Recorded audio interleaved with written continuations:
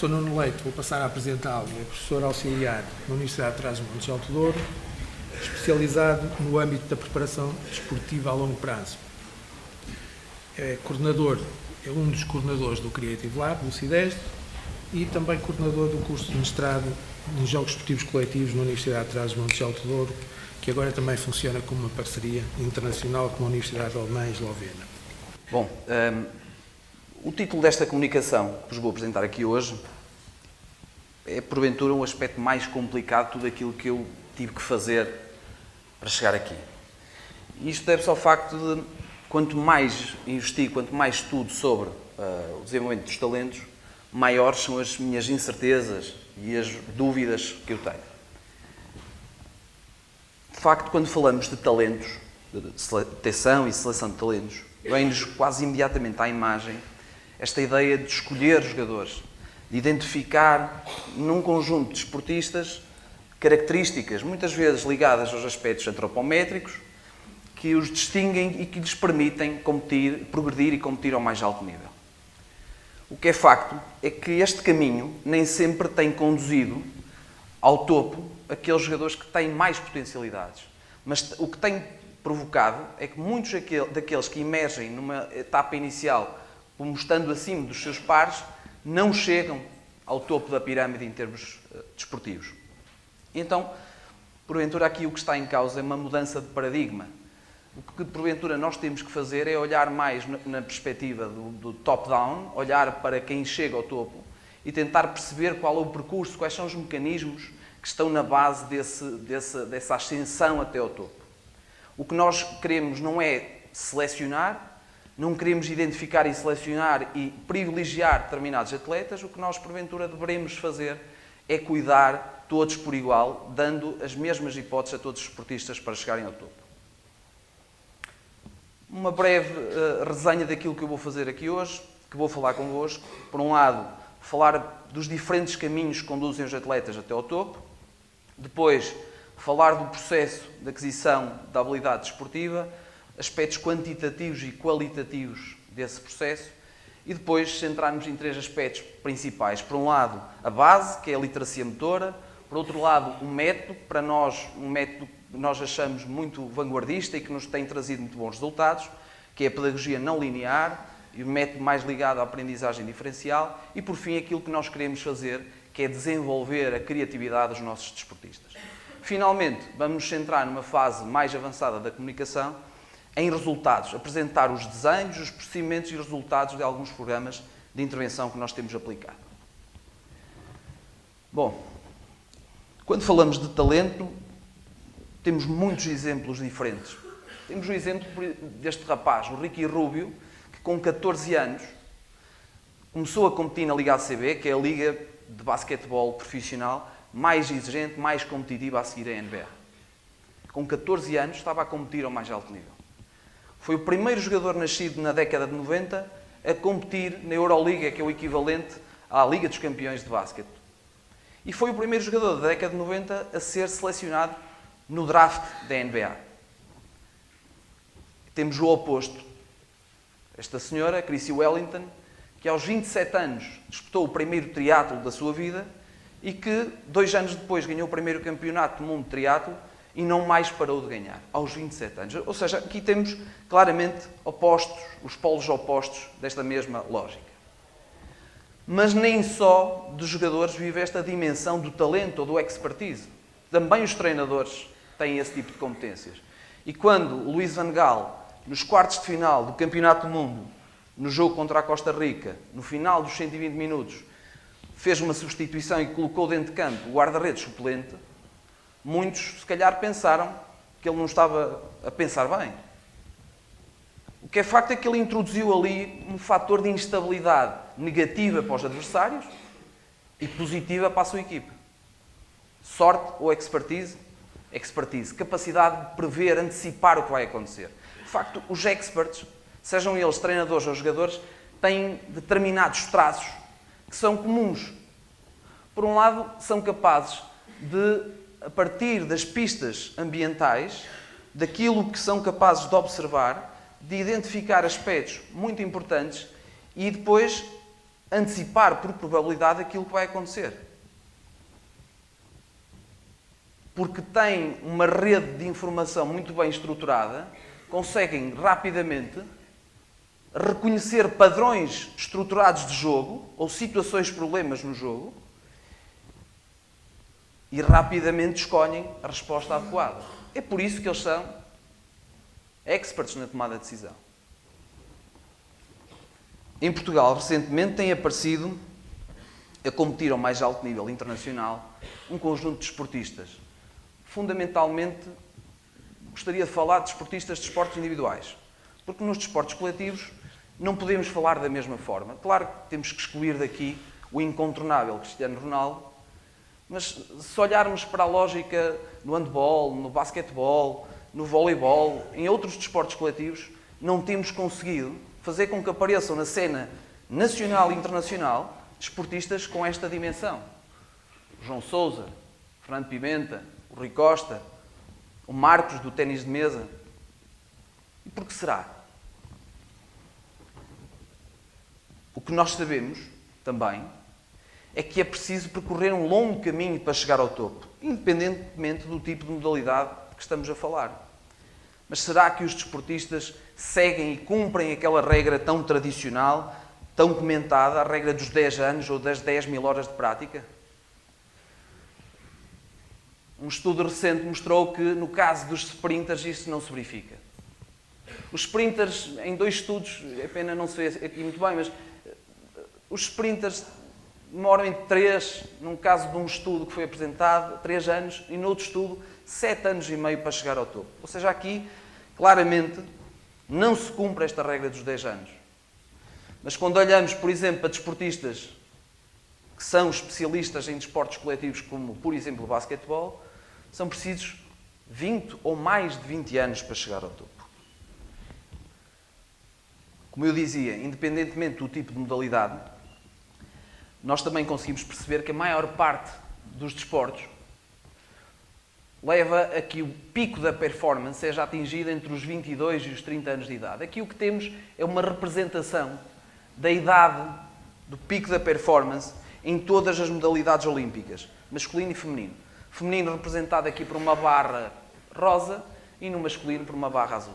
Também podemos verificar, a partir destes dados que representam todos os atletas olímpicos de sempre, da história, conseguimos perceber que no setor feminino a idade, o pico da performance está na generalidade das modalidades situado mais cedo, enquanto que no caso do masculino está mais tarde. Também conseguimos perceber por este diapositivo que o pico da performance é mais precoce no caso de modalidades mais explosivas e mais tardio quando falamos de modalidades que implicam cooperação e oposição e invasão de território, por exemplo. Quando olhamos, por exemplo, para um evento tão exigente do ponto de vista atlético como a NBA, não deixamos de nos surpreender quando percebemos que os jogadores nascidos em 1975 têm o seu pico da performance na NBA entre os 29 e os 30 anos, ou seja, há um longo caminho a percorrer. E o expoente máximo desta lógica é o Michael Jordan, que com 35 anos de idade, na época de 98, fez 32 pontos de média em jogos de play-off. De facto, invulgar. E leva-nos, mais uma vez, a reforçar esta ideia de que nos desportos coletivos há um longo caminho a percorrer e que não faz muito sentido antecipar estímulos. O que é que separa os que chegam à elite daqueles que não conseguem atingir esse patamar? O que os separa não são as horas que eles acumulam de treino até aos 14, 15 anos. Não, não é isso que os separa. O que os separa, porventura, é o facto de que neste percurso aqui, inicial, os atletas de elite jogam mais, experimentam mais contextos jogados. Porventura, contextos jogados não estruturados ou pouco estruturados, muita prática livre, desporto de rua. Enquanto que, se calhar, aqueles que numa primeira fase até acumularam mais tempo de prática, mas não chegaram lá, estiveram mais centrados em atividades mais estruturadas, treino. eventualmente, aquilo que explica o facto destes desportistas, a partir daqui, continuarem a acumular grandes quantidades de treino, é que este tipo de prática, mais associada ao jogo, constrói e desenvolve neles uma motivação que eles irão utilizar em fases mais avançadas. De facto, aquilo que nós queremos que os nossos atletas façam, particularmente nos desportos coletivos, é que se vão adaptando aos estímulos de uma forma lenta, mas progressiva e a longo prazo. É aqui que nós queremos que os nossos atletas atinjam o máximo e não numa fase prematura da sua carreira. Olhemos agora para um dado muito interessante. Este diapositivo mostra os nascimentos por mês dos cidadãos europeus nascidos entre 2000 e 2009. E reparem, a maior parte não, estão todos entre os 300 e 400, independentemente se estamos a falar de janeiro ou dezembro. Mas quando olhamos para estas barras azuis, que representam os meses de nascimento dos atletas selecionados para competir nas fases finais sub-17, sub-19 e sub-21 de futebol, então aí o cenário é diferente. A maior parte dos desportistas nasceu entre janeiro e março. Ou seja, o desporto acaba por privilegiar, numa fase inicial, aqueles que têm um desenvolvimento mais prematuro. E este estudo é muito interessante porque prova precisamente isto que eu estou a referir. Este, como tantos outros que proliferam na literatura, relativamente a este aspecto do efeito da idade relativa. Quando olhamos aqui para um conjunto de jogadores de futebol de 14 anos, os que amadurecem, que se desenvolvem de forma mais prematura, têm a sua idade biológica claramente acima dos 14 anos. Estamos a falar de 15 anos e qualquer coisa. E aqueles que se desenvolvem de uma forma mais tardia têm a sua idade biológica abaixo desses 14 anos. O que é facto é que ao mais alto nível são os que se desenvolvem de forma mais tardia que proliferam e aqueles que se desenvolvem de forma mais prematura acabam por desaparecer. Ou seja, o futebol de elite exclui os que se desenvolvem de forma mais prematura e beneficia aqueles que têm um desenvolvimento mais sustentado, mais a longo prazo. Aquilo que os distingue não é tanto a questão da coordenação motora, são os aspectos mais imediatistas. É mais alto, é mais forte, é mais potente, tem mais coisas que me permitem ganhar o jogo. Talvez parte da solução esteja na possibilidade dos treinadores, no treino, agruparem os jogadores em função do perfil fisiológico ou do nível de habilidade. E com isto, equilibrar a oposição no treino, reduzir esta variabilidade. Façamos agora aqui uma pausa. Há pouco tempo, a ler a edição online do Daily Mail, fiquei surpreendido com esta notícia. Se calhar não fiquei tão surpreendido assim, mas esbocei um sorriso quando a li. Porque um guarda-redes como Manuel Neuer, dizer que gosta de assistir, seja ao vivo, seja na televisão, a jogos de diferentes modalidades para aprender coisas sobre os estilos de jogo, não deixa de ser sintomático. E talvez o perfil que ele tem enquanto guarda-redes, quem vê os jogos do Bayern de Munique ou um outro jogo da Alemanha, percebe que é um guarda-redes que gosta de jogar muito avançado. Se calhar, algumas dessas coisas ele aproveitou e aproveita de algumas experiências que ele tem ao ver ao vivo ou na televisão esses desportos. De facto, há um aspecto que separa também os melhores desportistas daqueles que não são tão bons. E aqui está o ver jogos ao vivo, com um número de horas muito diferente, número de horas acumulado muito diferente. Mas não é só do número de horas de visualização de vídeos, de visualização ao vivo dos jogos de outras modalidades, que se faz a distinção entre os desportistas. Há um aspecto que o Sr. Jean Coté aponta num artigo de revisão muito interessante, onde analisa depois de os identificar, 7 postulados, 7 mandamentos da prática juvenil.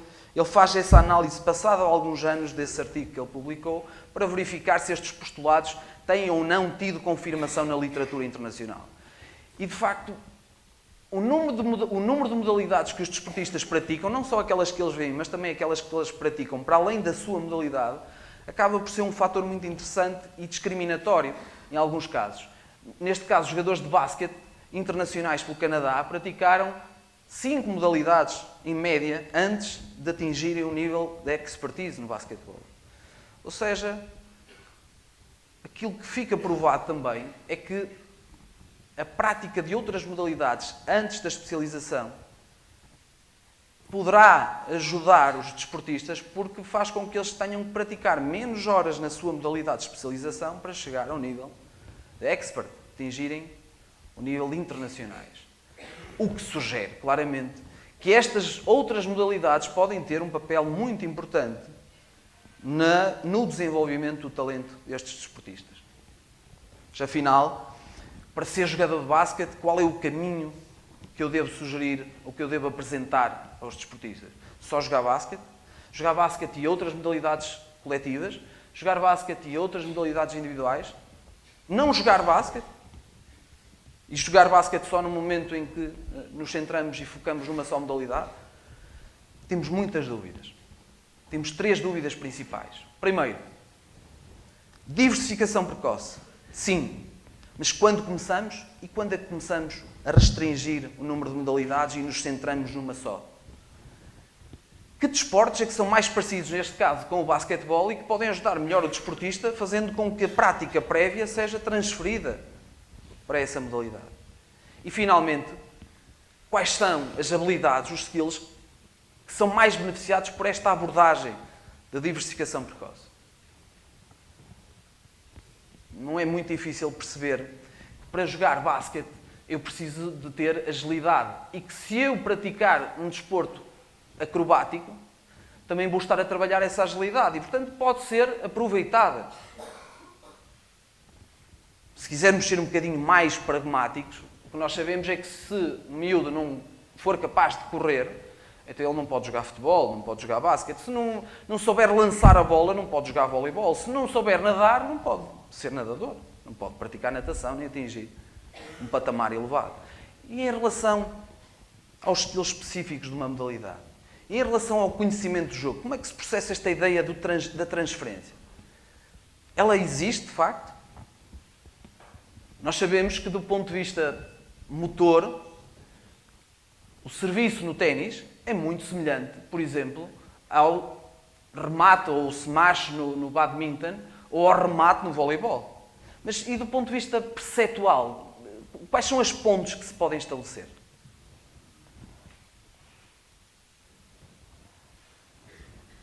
Ficamos sem pilha. Para responder a algumas destas questões, nós fizemos alguns estudos com os nossos alunos universitários. O primeiro destes estudos fizemos no ano passado.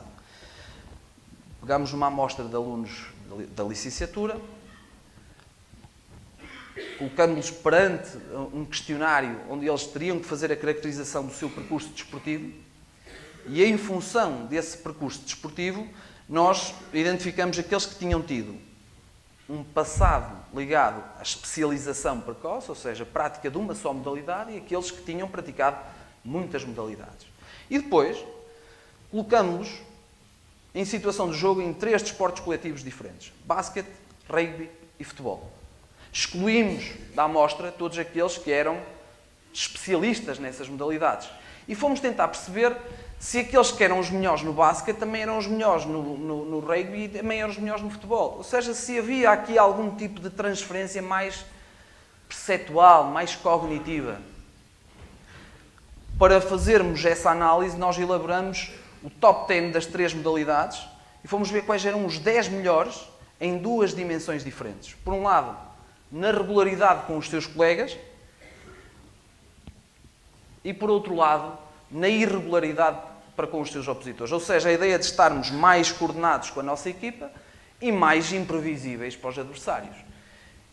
E é muito interessante verificar que, numa variável e noutra, aqueles que tinham tido um percurso de diversificação precoce predominado. Ou seja, isto sugere claramente que há aqui alguma transferência de skills entre modalidades coletivas. Estaremos a falar do reconhecimento de padrões estruturados, ou seja, eles posicionam-se melhor porque reconhecem determinadas estruturas dos jogos que são similares entre si. Este tweet de Mark Upton é muito interessante porque ele acaba por dar voz a esta ideia de que o skill num desporto coletivo não se repete duas vezes da mesma forma, no mesmo jogo. É verdade. O facto de um jogador lançar ao cesto ou chutar à baliza não vai ter uma repetição exatamente igual no mesmo jogo. Os constrangimentos são sempre diferentes. E o Cristiano Ronaldo, há pouco tempo, fez um trabalho com uma tecnologia chamada eye tracking, que eu achei muito curioso e gostava de vos trazer aqui.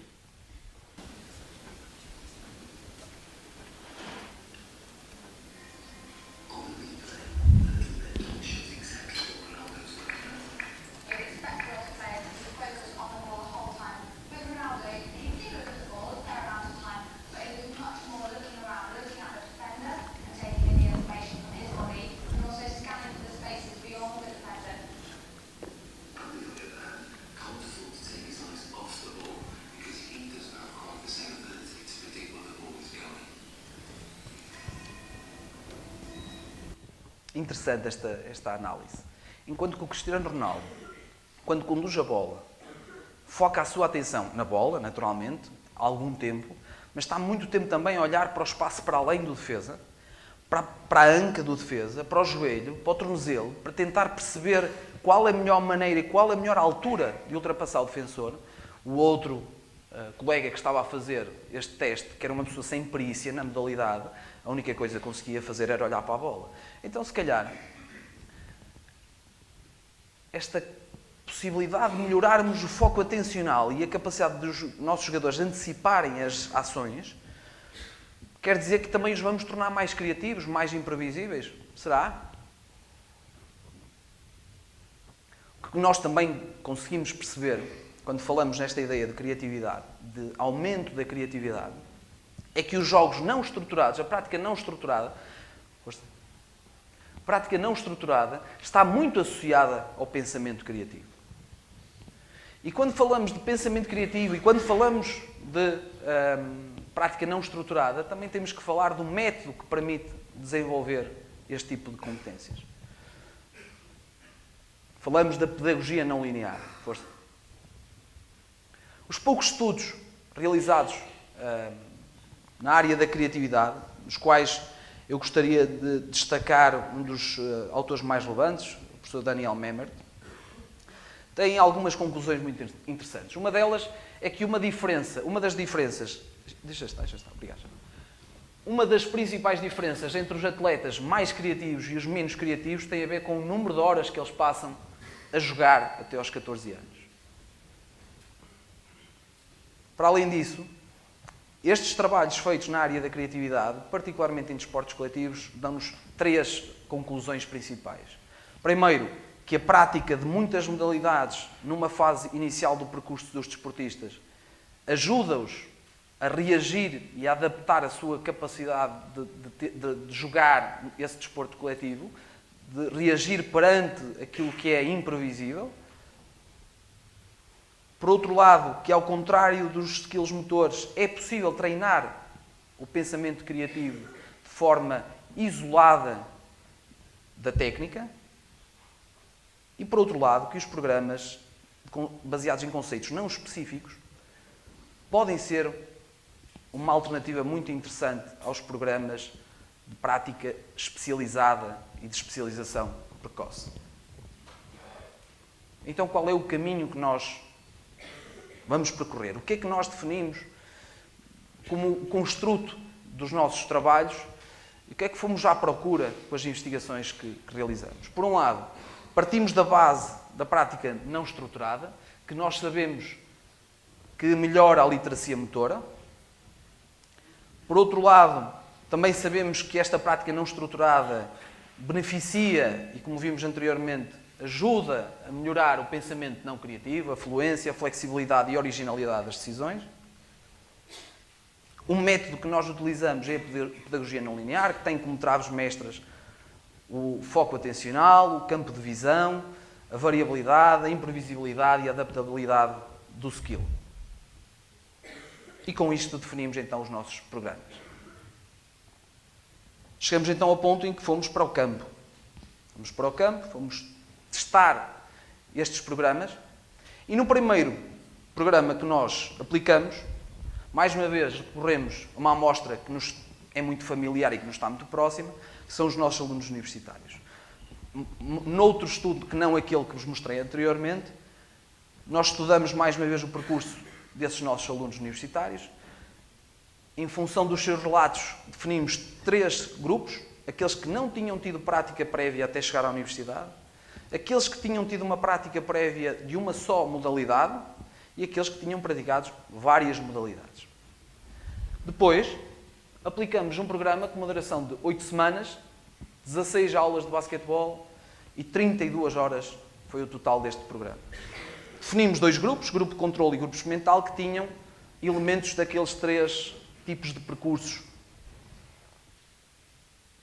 E as tarefas que nós aplicamos foram para o grupo experimental ligadas à literacia motora e à aprendizagem diferencial. Manipular diferentes objetos, trabalhar agilidade, lateralidade, coordenação, ritmo, equilíbrio. No caso da aprendizagem diferencial, por exemplo, lançar ao cesto com diferentes bolas, com diferentes pesos, com diferentes texturas. E os resultados foram bastante encorajadores. Por um lado, numa habilidade não específica, como a agilidade, o grupo experimental, daqueles que tinham tido uma diversificação precoce, o grupo experimental melhorou quase 9% entre o pré e o pós-teste. Foi a melhoria mais significativa de todos os grupos. Quando olhamos para os resultados de um teste específico, em que os nossos alunos tinham que fazer drible, passe e lançamento, um teste que se faz no fim de semana do All-Star da NBA, o Taco Bell Challenge, os nossos alunos do grupo da diversificação precoce diminuiu quase 8 segundos do pré para o pós-teste, o tempo que eles necessitavam para fazer o percurso. Mas nós não nos restringimos a testes. Nós fomos também à procura daquilo que era o efeito do programa na capacidade dos nossos alunos jogarem. Queríamos saber se eles eram bons fora do jogo, mas também no jogo. E os resultados aí foram ainda mais surpreendentes. Surpreendentes porque houve uma melhoria em praticamente todos os indicadores. E eles eram avaliados se eram capazes de fazer a posição de tripla ameaça, se eram capazes de explorar um contra um, lançar ao cesto, passar e cortar. Aspectos muito básicos, digamos, aspectos qualitativos muito básicos do jogo de basquete. E os nossos alunos do grupo experimental, que tinham tido diversificação precoce, melhoraram em praticamente todos os indicadores. Acima de tudo, eles diminuíram o número de ações mal-sucedidas e diminuíram de forma drástica. Diminuíram tanto que houve, no total, em termos médios, uma diminuição de 44 ações entre o pré-teste e o pós-teste. Ou seja, eles executavam menos ações. É um bocadinho contraditório. À partida, aprenderam a jogar melhor basquete, fazem mais coisas. Não. Eles aprenderam a jogar melhor basquete e, porventura, isso traduziu-se na capacidade que eles adquiriram de estar atentos a outros aspectos do jogo e não estar tão focados na relação deles com a bola. Isso permitiu-lhes ser mais eficazes no jogo, não ter que fazer tantas coisas para fazer bem. Menos 44 ações, mas acima de tudo, quase 70% desta diminuição era alocada às ações mal-sucedidas. Mas estes resultados que acabei de vos mostrar foram resultados obtidos com alunos universitários, com uma população numa fase já mais avançada do seu trajeto desportivo. E a questão é que eles já não estão numa janela optimal de treinabilidade de alguns aspectos da coordenação, dos aspectos das capacidades coordenativas, nem tão pouco estão numa fase tão sensível para promover adaptações quando utilizamos estes métodos de, por exemplo, pedagogia não linear. Então nós fomos à procura de respostas quando experimentamos estes pressupostos em grupos etários, que esses sim estavam numa fase sensível.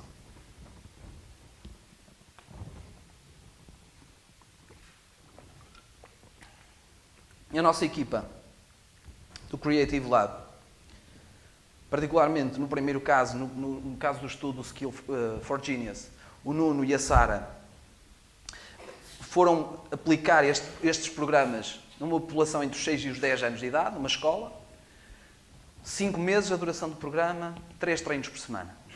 E os resultados, mais uma vez, não mentiram. Em todas as dimensões da criatividade, nos movimentos exploratórios, na fluência e na flexibilidade das ações, ainda naturalmente naquilo que era um indicador, que era o somatório destas 3 dimensões, que é o primeiro indicador que ali está, houve uma melhoria significativa no pós-teste. Para além disso, para além de ter havido esta melhoria, que acabamos por poder afirmar que eles se tornaram mais criativos e mais imprevisíveis com a bola na mão. Para além disso, eles também se tornaram mais regulares com a sua própria equipa e mais imprevisíveis e mais irregulares para com os adversários. Num outro estudo feito com uma equipa de futebol, a Alexandra, que também é outra pessoa que trabalha connosco no laboratório, aplicou um programa com os mesmos pressupostos a uma população com uma média muito próxima dos 14 anos. O programa durou 12 semanas e tinham 2 momentos de intervenção por semana. A ideia era tentar perceber se aqueles que eram melhores no 1 contra 1, do ponto de vista da criatividade que eles manifestavam, se também eram os melhores numa situação coletiva. E se depois do programa se mantinha esta lógica. Tanto no 1 contra 1, que são os primeiros indicadores que estão ali naquela barra encarnada, como no 5 contra 5, nós tivemos melhorias muito significativas no grupo experimental. Melhoria no score individual, e isto leva-nos a pensar que, eventualmente, mais uma vez estamos a falar da capacidade que eles desenvolveram de estar atentos a outros aspectos que não só a relação deles próprios com a bola, e depois também a capacidade de melhorar nos aspectos da criatividade em tarefas coletivas, no jogo produzido 5 contra 5. Há pouco tempo, o colega Jaime Sampaio enviou-me este artigo. E enviou-me este artigo, penso eu que foi numa perspectiva até de me provocar, ou de pelo menos promover a discussão sobre estes aspectos que nós estudamos, estes aspectos do desenvolvimento dos talentos. O que estes autores fizeram foi perceber se talentos a mais são prejudiciais numa equipa. E, de facto, algumas das conclusões que eles referem no estudo provam isso mesmo na NBA. Parece que quanto mais jogadores All-Star estão numa equipa, pior. Chega a um ponto em que aquilo já não é bom, é mau. Prejudica a equipa. Isto choca de alguma maneira com aquilo que estivemos a dizer? Não choca, porque nós rejeitamos esta ideia a partir do momento em que percebemos que nós não estamos a trabalhar no alto rendimento, nós estamos a trabalhar numa fase inicial, nas etapas iniciais de desenvolvimento do talento. E o que nós queremos é desenvolver muitos jogadores, desenvolver-lhes o talento, a criatividade, para que eles depois possam seguir o rumo do alto rendimento. Últimos diapositivos. Por um lado, as mensagens mais fortes desta comunicação, aquelas que eu gostaria que ficassem, que vocês retivessem. Por um lado, que não há um só caminho para o expertise, mesmo quando falamos de uma mesma modalidade. Ou seja, pode haver 2 desportistas que seguiram um caminho em que houve uma especialização precoce e chegou ao topo, e há outros desportistas que seguiram uma via de diversificação precoce. O que não pode haver, na nossa perspectiva, é um privilégio de um sobre outro. O que não pode haver, na nossa perspectiva, é treinadores que achem que só há um único caminho e que, portanto, antecipam estímulos, queimam etapas de desenvolvimento dos jogadores em prol de um diagnóstico que muitas vezes é muito estéril, empírico e baseado em poucos factos. Depois, outro aspecto que nós gostaríamos de reforçar tem a ver com a necessidade dos treinadores encontrarem soluções para minimizar o efeito da idade relativa. E uma dessas soluções pode ser agrupar os jogadores em função do nível do perfil fisiológico, do nível de habilidade, que é uma coisa que poucas vezes acontece. Mas as equipas criam a equipa A, B, C, D. E será que, na verdade, aquilo que está na base da concepção dessas equipas são estes aspectos? Ou é necessidade de acomodar os jogadores independentemente do ritmo de maturação de cada um deles? Depois, outro aspecto tem a ver com o tipo de prática que os nossos desportistas experimentam até aos 14 anos deve estar muito fundamentada em prática não estruturada ou pouco estruturada. Aquilo que nós achamos que é determinante, e os estudos que nós consultamos confirmam isso, é que o tipo de trabalho feito, quando é muito ligado a formas jogadas, não estruturadas, desenvolve nos jogadores uma motivação extra que depois eles vão aproveitar numa fase mais avançada do seu percurso. As evidências também mostram que há transferência não apenas do ponto de vista motor ou da condição física, mas também há transferência de habilidades ou de aspectos cognitivos ou perceptivos entre desportos coletivos, o que nos traz alguma segurança e nos responde a algumas das questões que nós colocamos inicialmente nesta comunicação.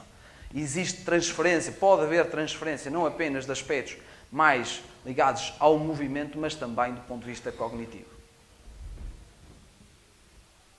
Finalmente, a pedagogia não linear é uma alternativa muito interessante e muito importante que nos tem trazido resultados encorajadores como sendo uma ferramenta útil para desenvolver o pensamento criativo dos nossos atletas.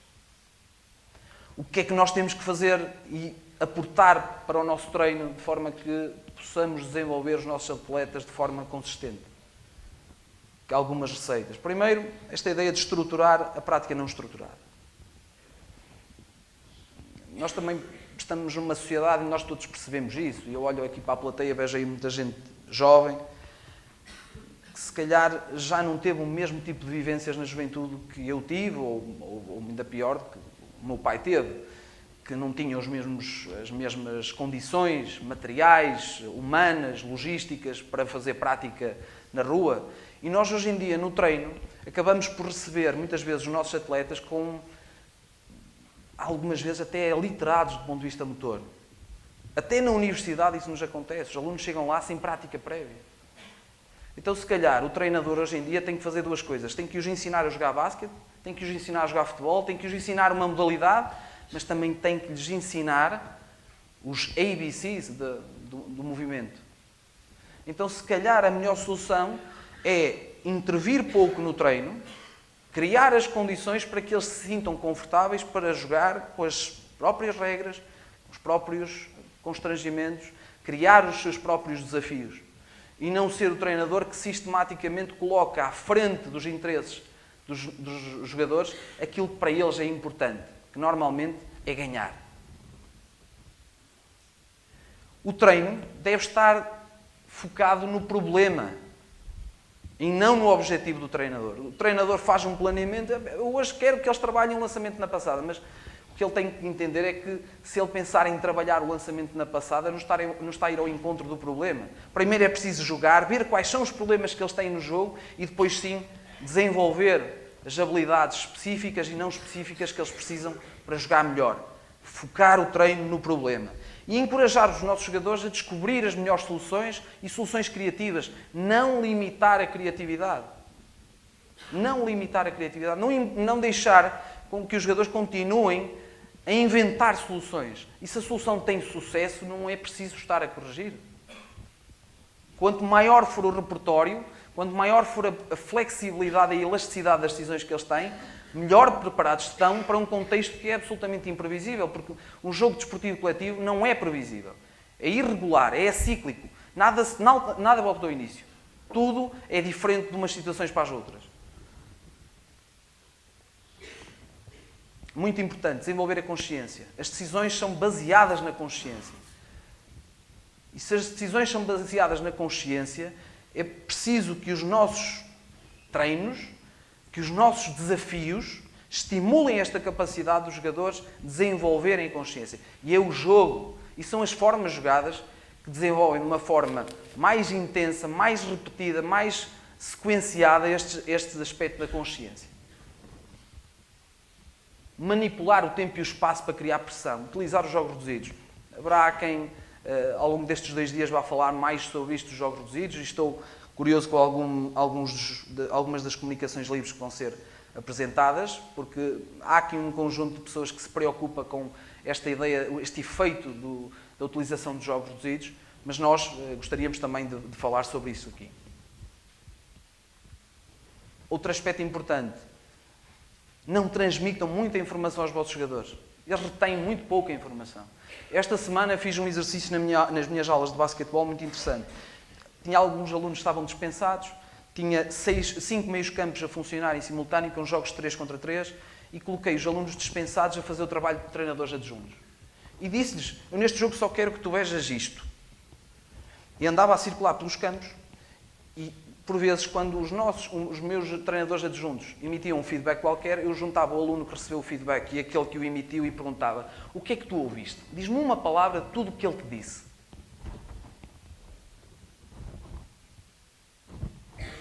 Encolhiam os ombros e muitas vezes diziam coisas que, quando eu perguntava ao treinador adjunto: o que é que tu lhe disseste? Se isto. Ou seja, a informação perde-se.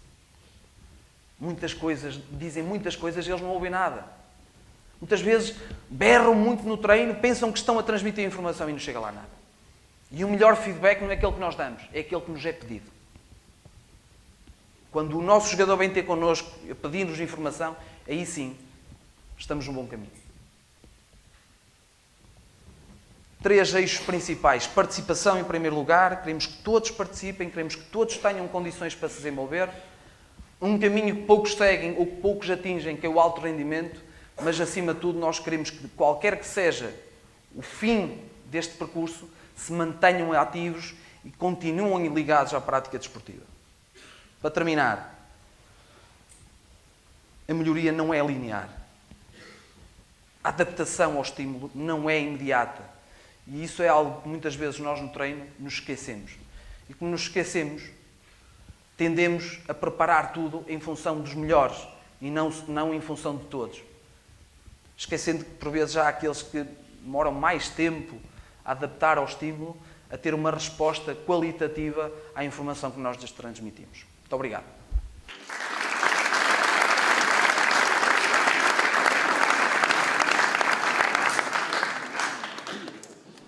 Muito obrigado, Nuno, por esta combinação quase que única de conceitos de preparação desportiva.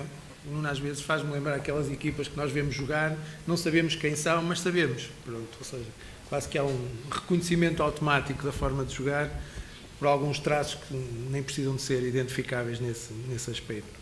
Vimos aqui uma apresentação baseada em artigos e livros de investigação mais clássicos, investigação super recente, alguma impressa, outra submetida, tweets, comentários de jornais, tudo à mistura, enfim, foi uma riqueza, de facto, a qual muito agradecemos. E então, damos início e abrimos as hostilidades, e se da assistência já houver alguma pergunta, nós agradecíamos que fosse colocada. Antes de mais, bom dia. A minha pergunta, o senhor disse que preparávamos o treino em função dos melhores. E ao dizer que devíamos criar grupos com diferentes níveis de perfil fisiológico e nível de skill, não é um pouco contraditório? Imagine, os melhores, se chegarem com os melhores, vão sempre evoluir, mas os piores, se chegarem com os melhores, também vão procurar evoluir. Não vai haver não vão estagnar os com o nível de skill menor? Obrigado pela questão.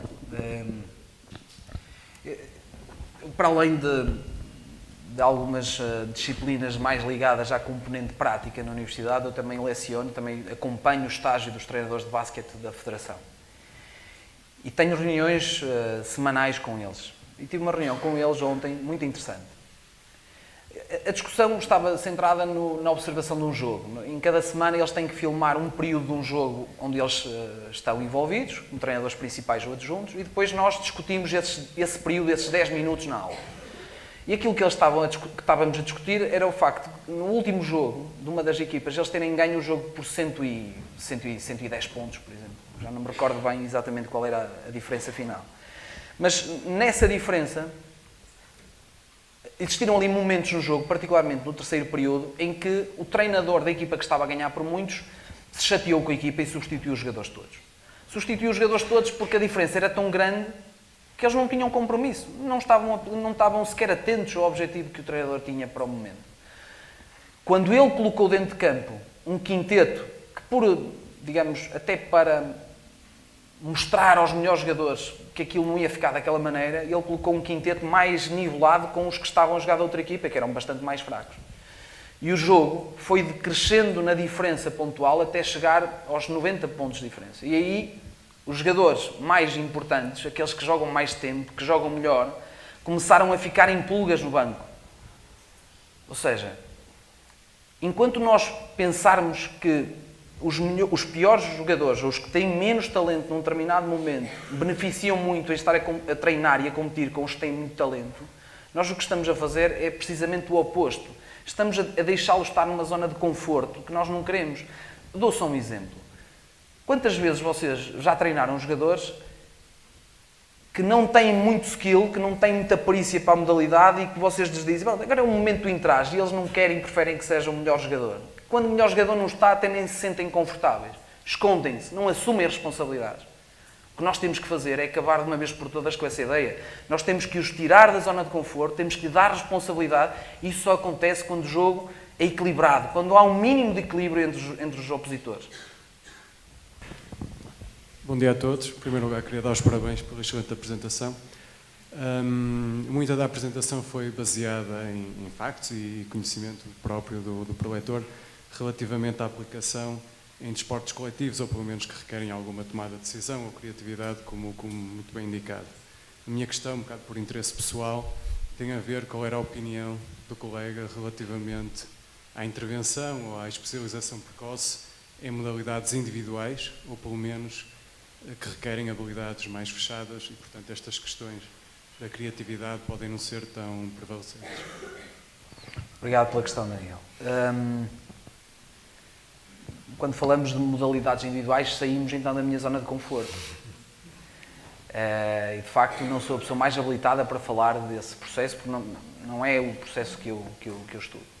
Aquilo que eu consigo referir, de alguns estudos também tenho lido e leio naturalmente também estudos realizados com nadadores ou com ginastas, que são modalidades que estão bastante mais associadas à especialização, ou que exigem uma especialização mais prematura, é que mesmo dentro do treino da natação, por exemplo, há atividades que estimulam mais esta especialização precoce e eventualmente até fenómenos como o abandono prematuro da prática da modalidade, ou pior que isso na minha perspectiva, é que eles deixem literalmente o treino desportivo. Porque pior do que alguém abandonar o treino desportivo, ou melhor, pior do que alguém não ser jogador ou nadador, é abandonar definitivamente a prática desportiva.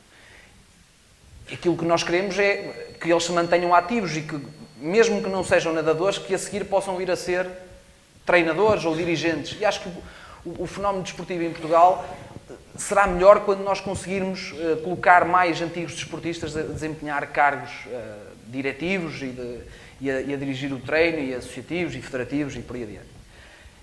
E dentro dessas tarefas que parecem discriminar ou estar mais associadas aos atletas que abandonam, são, por exemplo, na natação, as atividades, o tempo passado em atividades não aquáticas, fora do treino de musculação, observar vídeos. Os desportistas que têm maior prevalência de abandono passam mais tempo nesse tipo de atividades, enquanto que os outros passam mais tempo em treino individual com o seu treinador.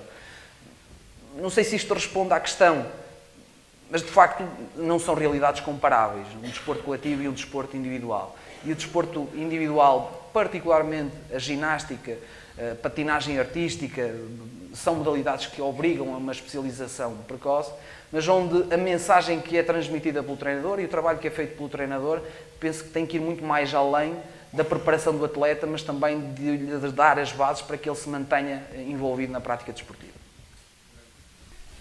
Eu não resisto a trazer para aqui um assunto que me parece essencial, ou seja, nós tínhamos um problema para resolver, parece-me que a investigação avançou com algumas respostas, mas não podemos ficar por aqui, não é? Ou seja, o problema continua sem estar resolvido, não é? E eu lembro, por exemplo, um aspecto essencial, não é, para que isto aconteça, que é o papel que a escola neste momento desempenha. Que já foi um papel muito importante em determinado contexto, mas como o contexto mudou, a escola não mudou, já não é assim tão importante como antigamente poderia ser. O que é que se pode fazer quanto a isto? Não aconselhar diferentes políticas públicas? O que é que nós podemos fazer para começar a tentar resolver o problema? Porque, de facto, é agora o que falta, não é? É uma questão muito sensível. Eu acho que alguns passos já têm sido dados a partir do momento em que a educação física se tornou obrigatória ou fazendo parte do leque de escolhas nas atividades de enriquecimento curricular das escolas do primeiro ciclo.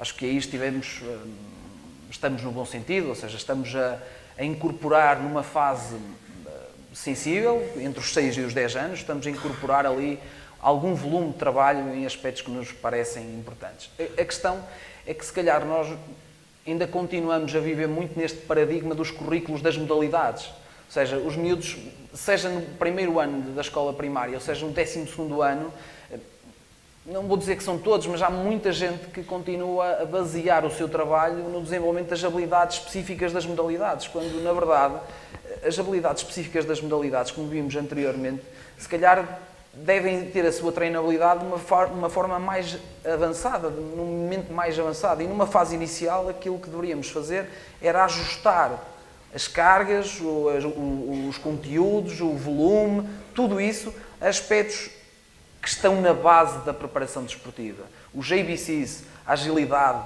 a coordenação, o equilíbrio, o ritmo, desenvolver a literacia motora. E acho que isso é que era o caminho que nós deveríamos seguir.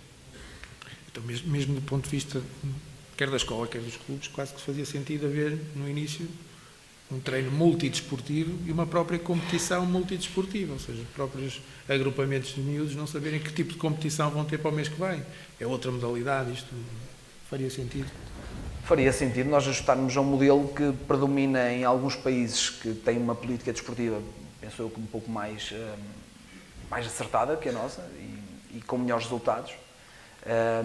Que tem esta ideia das escolas de desporto muito enraizadas, em que os clubes numa primeira fase não têm como missão fabricar atletas, fabricar desportistas. A missão deles é desenvolver as competências de base que eles precisam para depois, numa fase mais avançada, poderem escolher ou serem orientados para qualquer modalidade onde mostram maior predisposição. E acho que esse, naturalmente, seria o caminho que nós deveríamos perseguir, ainda que isso seja um bocadinho contraditório muitas vezes com os objetivos dos próprios clubes, não é? Chegar ao pé de um clube de futebol e dizer: vocês aqui nesta primeira fase o que devem fazer é andar aqui a dar toques com um balão na cabeça, a driblar uma bola de basquete. Isto choca com as ambições dos dirigentes. Mas nós estamos muito sensíveis a essas ideias, temos a convicção de que esse é o caminho a seguir e, portanto, também demos esse passo, estabelecendo um protocolo com um clube de Vila Real que nos vai permitir, todas as semanas, trabalhar 2 vezes por semana este tipo de habilidades e ver se este tipo de trabalho, vamos tentar perceber se este tipo de trabalho vai melhorar as competências desses desportistas, não apenas no futebol, mas em termos mais absolutos, num estudo follow-up, ou seja, não é ver num momento, mas acompanhar aqueles desportistas e ver o efeito a longo prazo deste tipo de trabalho. Muito obrigado. Um aplauso para o Nuno.